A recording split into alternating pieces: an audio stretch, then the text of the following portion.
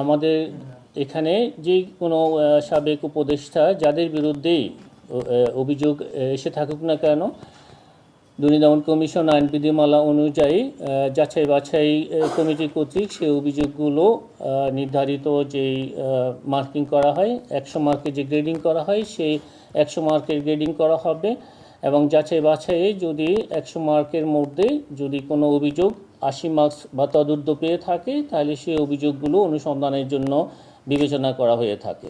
এবং 80-র নিচে যে অভিযোগগুলো থাকে সেগুলো অনুসন্ধানের জন্য গৃহীত হয় না। যে কোনো অভিযোগ, সেটা যে কোনো ব্যক্তির বিরুদ্ধে, এখানে শুধু সাবেক উপদেষ্টা নয়, যে কোনো ব্যক্তির বিরুদ্ধে যদি অভিযোগ এসে থাকে, যাচাই বাছাই কমিটি এই অভিযোগগুলো পর্যালোচনা করবেন। এই ক্রাইটেরিয়াগুলো আমাদের ওয়েবসাইটে আছে। এই হচ্ছে অভিযোগের সুনির্দিষ্টতা, অভিযোগকারী সুনির্দিষ্ট অভিযোগ করেছেন কিনা, এবং এটার সাথে দালিলিক প্রমাণাদি সংযুক্ত রয়েছে কিনা, এবং প্রাসঙ্গিকতা, আর্থিক সংশ্লেষের পরিমাণটা কীরকম রয়েছে, এই সবগুলো বিবেচনা করা হয়ে থাকে।